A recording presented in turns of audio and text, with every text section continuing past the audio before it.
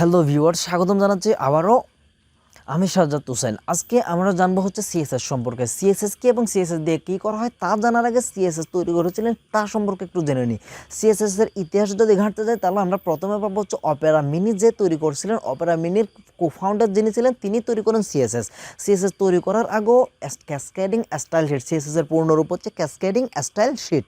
CSS এর আগে আরও কিছু ক্যাসকেডিং স্টাইল শিট ছিল, অর্থাৎ ওয়েবসাইটকে স্টাইল করার জন্য ছিল। সবগুলো থেকে সবথেকে জনপ্রিয়তা পায় হচ্ছে সিএসএস। এজন্য সিএসএস মূলত ব্যবহার করা হয়।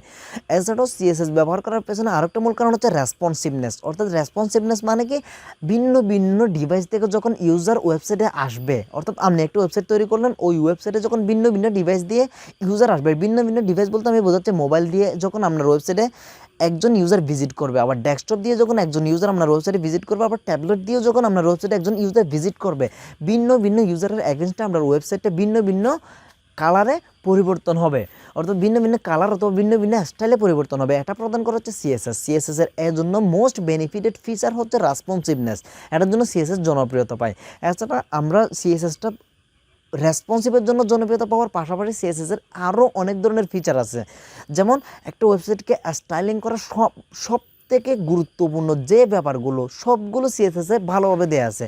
অর্থাৎ ওয়েবসাইটকে যত ধরনের চান আপনি যেভাবে চান সেভাবে সাজাতে পারবেন শুধুমাত্র সিএসএস ব্যবহার করে। ওকে, তাইলে ফন্ট সাইজ থেকে শুরু করে এভরিথিং সিএসএসে খুব ধারাবাহিকভাবে দেওয়া আছে। আর তাছাড়া সিএসএস ব্যবহার করে আপনি অ্যানিমেশন করতে পারেন। অ্যানিমেশন হচ্ছে অর্থাৎ ওয়েবসাইটে বিভিন্ন ওয়েবসাইটে ভিজিট করে থাকবেন, ওয়েবসাইটের টেক্সটগুলো অ্যানিমেট করতেছে অথবা কালারফুল বা বিভিন্ন ধরনের কালার ইফেক্টিভভাবে কালার কি হচ্ছে ফ্লাঙ্কিং করতেছে, অথবা টেক্সটটা ঘুরতেছে, অথবা টেক্সটটা এক পাশ থেকে স্লাইডিং করে আসতেছে। এই ব্যাপারগুলো সিএসএস দ্বারা ইজিলি করা যায়। সো সিএসএস যদি আপনারা শিখতে চান তাহলে এন্ড স্ক্রিনে অলরেডি আপনাদেরকে সিএসএস এর প্লে লিস্টটা দিয়ে দিব। সিএসএস আপনারা ওখান থেকে ইজিলি শিখে নিতে পারবেন। আমার অলরেডি আপলোড করা আছে। ধন্যবাদ সবাইকে। যদি চ্যানেলে নতুন হয়ে থাকেন তাহলে অবশ্যই সাবস্ক্রাইব করে রাখবেন।